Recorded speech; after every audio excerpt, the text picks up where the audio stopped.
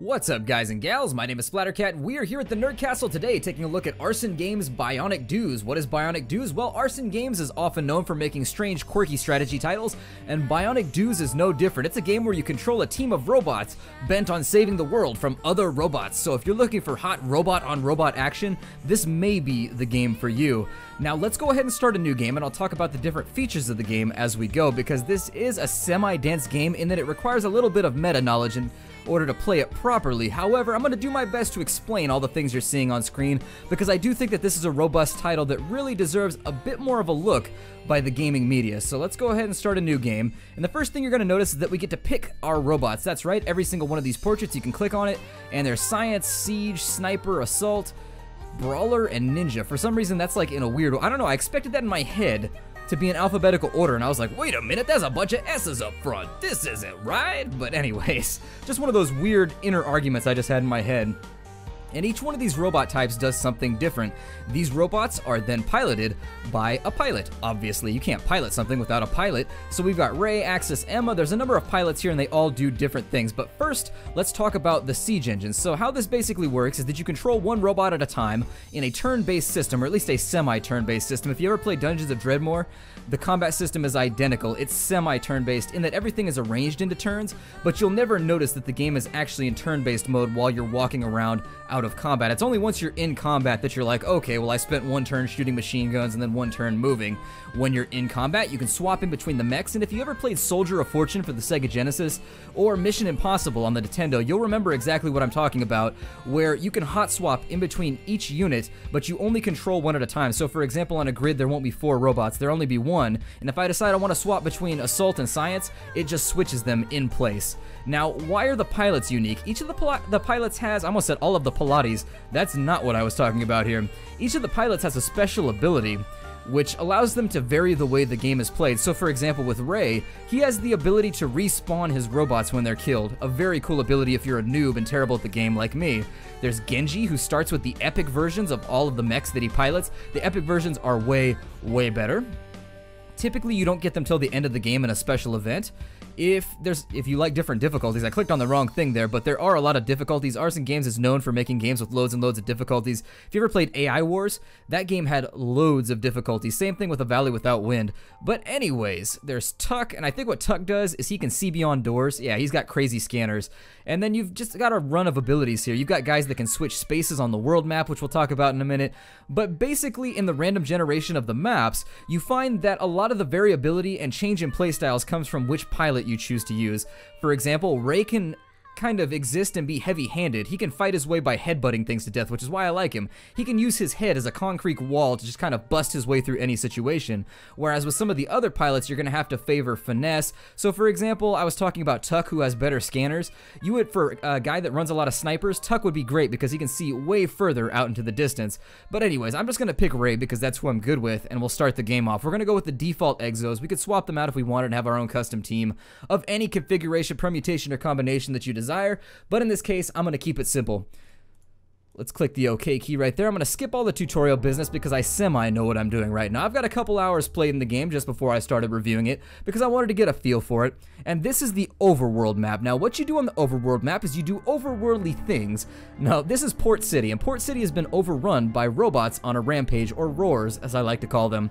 Now, we are the only guys left. Us and our 4 exos, we're trying to hold back the horde of robots, and we've got 50 days until our final battle. So the game sort of functions like Arkham Horror in that respect, where you've got a limited amount of time until you're forced into a battle with everything listed here on the right.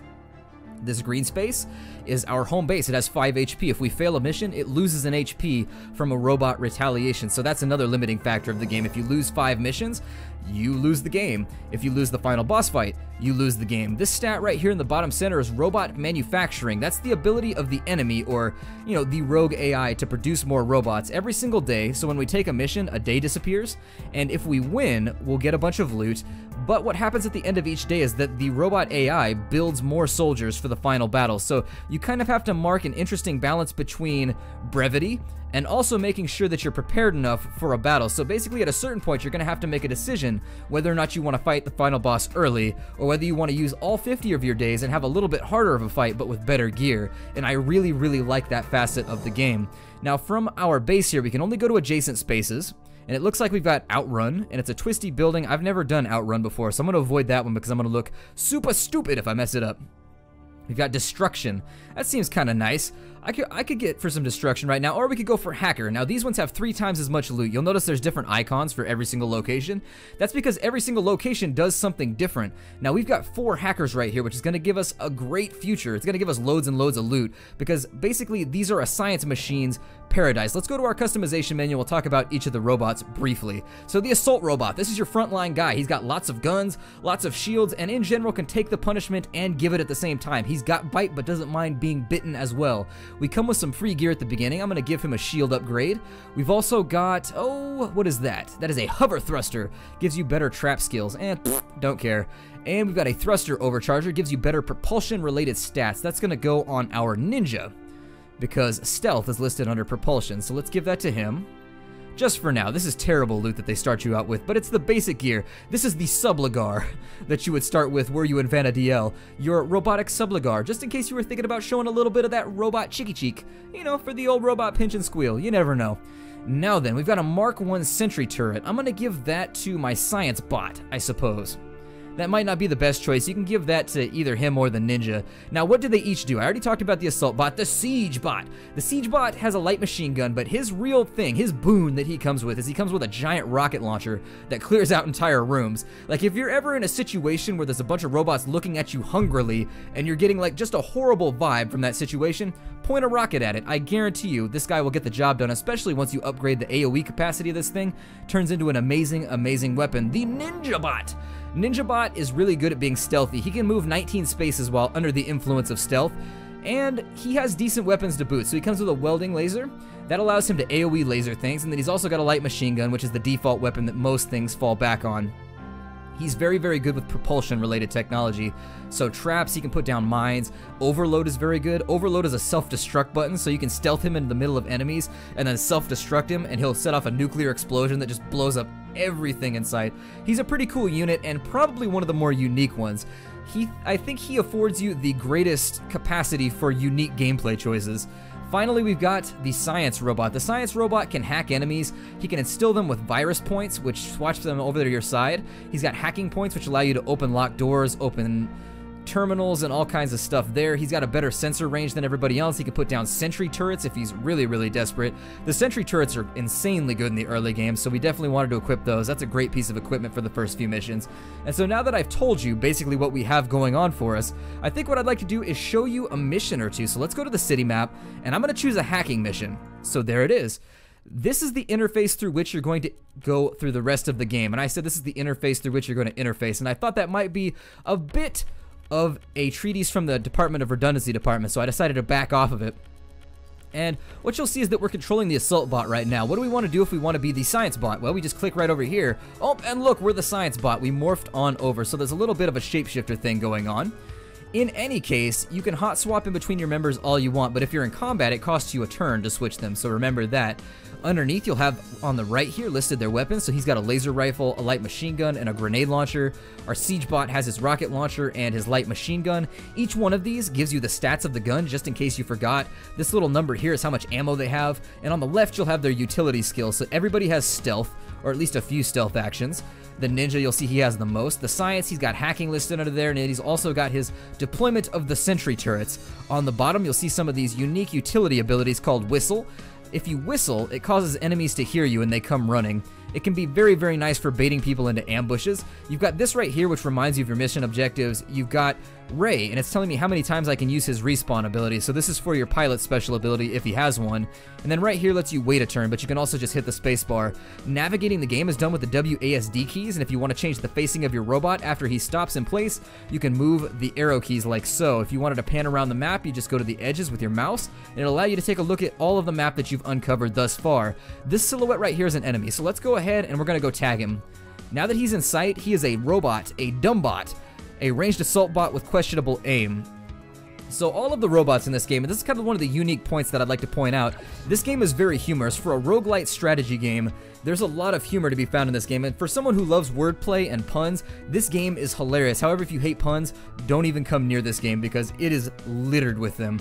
Now, a lot of the enemies, what I wanted to get to by starting off in that diatribe is that a lot of the enemies in this game are dysfunctional. So what you'll find is there are robots that cannot move until they hit a wall. So once they pick a direction, they have to keep going until they hit the wall, and then they can go another direction. There's robots that always miss on their first turn, but on their second turn always hit. There are robots that don't hit anything. They just shoot in random directions every turn, and you just hope they don't land a lucky shot on you. So there is a lot of RNG in this game, and if you're used to roguelites or roguelikes or rogue-type games, the RNG will not bother you, but just be aware that you will get one-shotted, you will cry, you will be upset sometimes. We've got an Eaglebot right here. We're gonna blast him with our lasers, and he's going to cry no before he hits the ground. Apparently that robot had something to live for. I don't know what it is, maybe eating microchips or something. We got ourselves our first power amplifier, a Mark I amplifier of calculation. We can use that later on. If you notice what I did right there, that door was locked. I hacked it with my science bot. Let's head on down the road. This is a door. I don't like to open doors with my face in this game because there tend to be like 500 robots on the other side. Instead, I'm going to shoot the door. You can swap weapons for free in combat, so keep that in mind. Let's get all of these. We've got kind of all these random bits of cover, bits and bobs. One of the things that some people will complain about with this game is it can be difficult to distinguish what you're looking at if you've never played the game before. Basically, if it's not a terminal, and it's not a door, it's cover. Just assume that way. We've got two bots right here who are aggroed. You can tell by the red outline that's over their silhouette. I'm gonna get my grenade right here, and let's go ahead and start chucking some grenades into the room with our grenade launcher. I'm gonna go back to my other laser, and we're just gonna wait for him, and down he goes. Right here we've got a hackable terminal. I'm gonna wait to do it because sometimes hacking the terminal can be quite terminal. They blow up and kill like half your party, and it's very, very upsetting. Other things that I'd like to do, let's get him. And he's down. What is that, an Eaglebot? Okay, so he has to go in the same direction until he hits a wall. Kind of a humorous thing. Those were mines that he just stepped on right there. We can deploy those later, but we don't have any right now.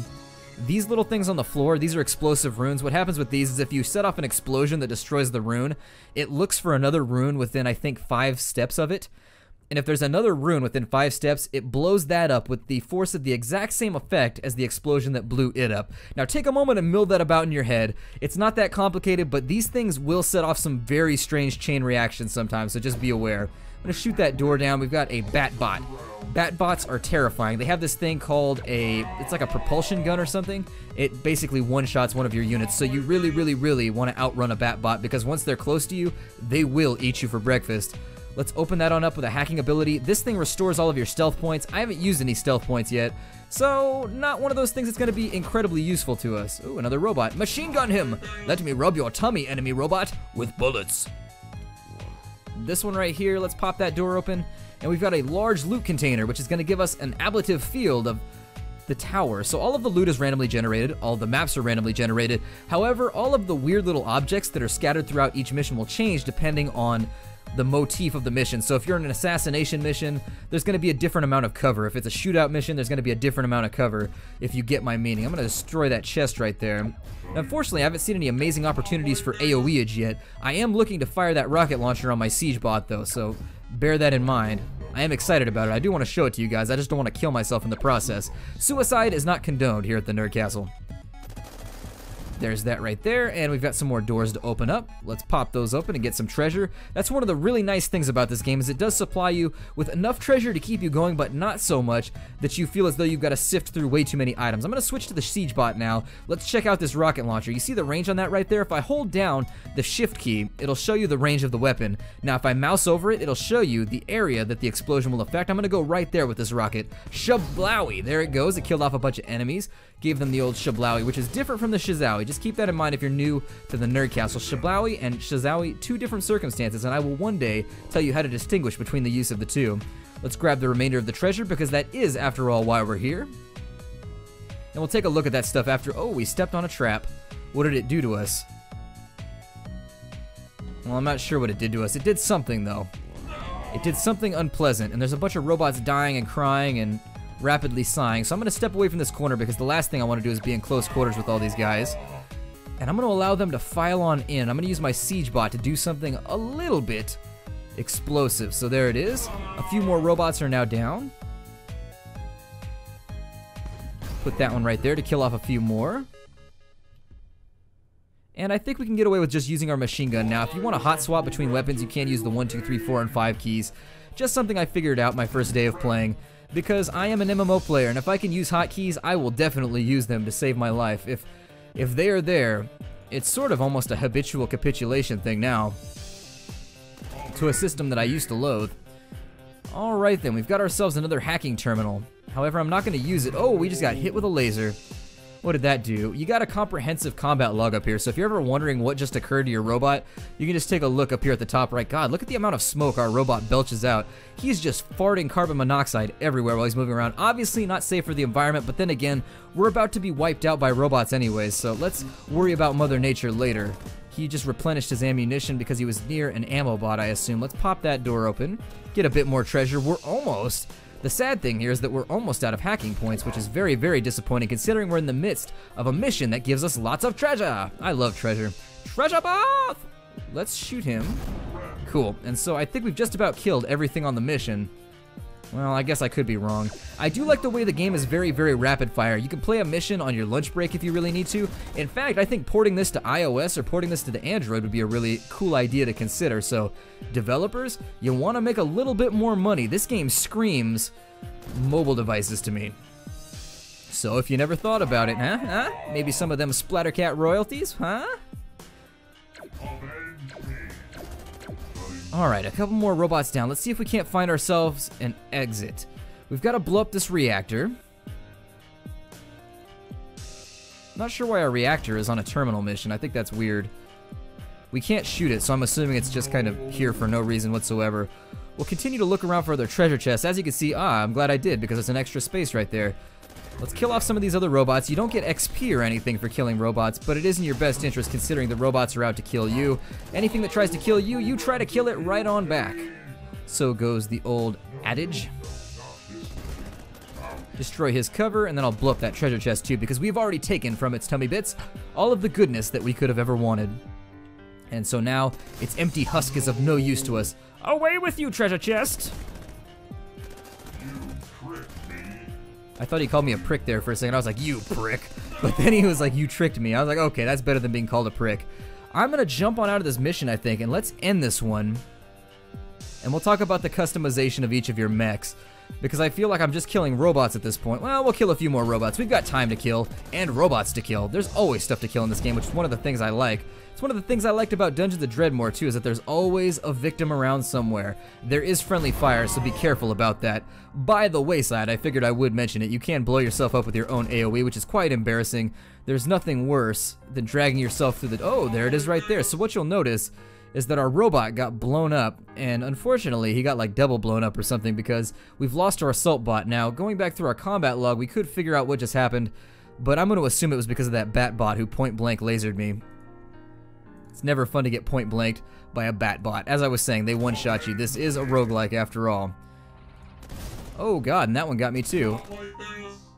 Did quite a bit of damage to my shields. I think that's going to be the full breadth of the mission. I mean, there's a little bit of space right there we haven't uncovered, but I doubt there's going to be anything super useful back there. So let's jump on the teleporter after destroying this. And there we go. Now, some of the things you're going to want to pay attention to after each mission, and I'm sorry, the narrator's deciding to talk right now, which is not okay, narrator. You will not speak unless spoken to, and I realized when you signed up to be a narrator, you were thinking it was going to be like a one-way dialogue, but I will talk back at you. Now then, when we win, we get bonus loot. Very cool. You get loot for each exo that survived. Unfortunately, we lost one, so we lost one of our bonus loots. But more interesting than that is it tells you that the store has been restocked, so the store is right here. We do get credits after every mission and for every kill, so there's our credit supply. You'll notice that robot manufacturing has gone up to 33, and all of these right here, these are the types of robots that exist within the confines of the game. They've leveled up and gotten a little bit worse now that we've taken over one of the facilities. How do we counteract this? Well, there are certain nodes. So while some nodes give you treasure, some nodes give you weapons, some nodes give you armor, some nodes give you nothing, there are also factory nodes, and they are very, very important. If you destroy a factory node, it reduces the level by 5 of a random group, so it'll take probably about 3 to 5 robots, and it will lower their maximum level by, I think, 1. And so you can take a large proportion of everything you're going to be fighting in the final battle, and you can permanently force its level down by 1, which makes your life easier in the endgame. Let's go to our customization menu, and we'll talk about some of the things that we can equip. So as you can see, we have loads and loads of loot, especially considering I didn't equip a lot of this stuff in the previous part. So we've got, first and foremost, we've got an ammo extender. I'm going to put that on my laser rifle, and what you'll see is that the interface, it automatically updates when you put in new gear. So if it gives you a 20% increase, you will see that 20% increase instantly in all the stats. The number will just go and it will fix itself. We've also got a attack power pulse overcharger. Not going to use that. We've got a power amplifier of calculation, which can go into a number of slots and does something different depending on which slot you put it in, but it does cost power to equip. Every item you equip costs a little bit of power, so that's this right here. You can increase the amount of power you have by putting in new reactors. With this item, it's going to increase attack power, so I think I'm going to slot that into my laser rifle to make it more efficient. I tend to beefcake out my assault bot first, since he tends to be my front line. I'm going to give him another shield as well so that he can soak a bit more damage. And then finally, let's see here, we've got ourselves a hot rod shield overcharger. It gives you 7% to shield related stats, but it goes into your reactor slot. We'll bypass on that for now. Another reactor there. We've also got what looks like a reactor. So this right here is going to generate some more power for us. It's going to increase our maximum power. And so I'm going to put that right in our propulsion slot. I think that'll work out okay. It's called a reactor, but oddly enough, it doesn't go in a reactor slot, which is weird because I swear I've had reactors before that go in the reactor slots, but maybe I'm just being weird. The items in this game can be a little strange. This right here is a hacking terminal, and so we want to give this to our science bot because it makes him better at hacking and also gives him some more sentry turrets, which is a very, very cool effect to have. So you'll see down here he's now up to 3 sentry turrets per game and 15 hack points, which I would have really liked in that last mission, but what can you do? The next item is a propulsion stat. We're going to give that to our ninja. If you have something that says flatline, 11% to propulsion related stats, you'll notice that all of your stats are put into shield related, propulsion related, and computer related. It gives you a bonus to every stat within those confines, so you definitely like these items. We'll give this to our ninja bot because they're going to make him stealth a bit better. We have a laser scope of smashing. I'm going to give that to the assault bot, make him better. His laser rifle is very, very useful, so one of those things I like to beefcake out early so that I can just one-shot my way through the game until things get more difficult. We've got a Inquisitive Emitter Matrix, which gives 48 shields. We're going to give that to him as well. Not the best shield emitter, but it should get us through some nasty explosives if we have to. We've got the Virus Emitter, so let's give that to the ninja so that he can hack enemy units and convert them to our side. We've also got the Overload unit. We'll give that to him too, because what Overload does is it allows you to go into the middle of the enemy and self-destruct. Not useful most of the time, but in select situations, a very, very nice ability to have. Finally, we have this amazing Hot Rod CPU charger, which gives propulsion, shield, and computer-related stats. I think that's probably going to be best served on our science bot, so let's go with that. And there we go. And so that's all the equipping I think I'm going to do for now. Let's get back to the game. We're going to go to the city map. And while we play another mission, I'm just going to do this on the fly. Usually I like to do a little cut here and talk about the pros and cons of the game, but I'll do it in the middle of another mission. So let's jump ourselves into a hacking terminal mission so we can get some treasure. And I'm going to talk about the pros first because I'm feeling a little bit positive right now. Anytime there's robots or zombies involved, it puts me in a very positive mood. And so let's get our charge on. We're definitely going to study Oh god, he fired a missile at me. What a dick. This bot right here is sort of humorous, in case you didn't know. It's a tiger bot, and what a tiger bot does is when you shoot it, it forgets what it's doing, but if you forget to shoot it, then it's kind of deadly, so... What's this? Oh, never mind. This is a tread bot. Ow, and I've been lasered to death already. We're fighting like one of the first robots, and we've already been almost killed. Well then, let's start with the pros. So the pros of this game, I really like the depth of this game. This is a game that requires a little bit of meta knowledge. It's going to take some practice. It's easy to learn, but takes a little bit to master. There are a lot of difficulty levels, so if you get very, very good at the game, it doesn't really matter because there's always another step up to make the game worse. That said, even in normal mode, this game becomes incredibly challenging very, very quickly. I've had tremendous trouble trying to beat this game. The other pros that I do like about the game is the tremendous customization that you have with each mech. Now you can take, oh my god, we've been blown up twice. Okay, so that's one of those bots I was talking about that fires in a random direction, then always hits you on the second turn. We're going to want to be careful since there's blunder bots here. And we're going to want to see if we can AoE them.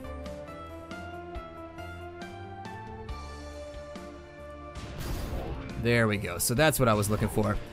Now, the customization options in this game are tremendous. Every robot approaches the game a little bit differently, but at the same time can be customized. I mean, if I wanted to take my science robot and turn him into a badass bruiser, the random gear in the game allows that. There's enough randomization to where you can basically build any robot to do anything you want. Hybrids are definitely encouraged in this game, and while certain units function better when min-maxed, you're under no pretenses to do so.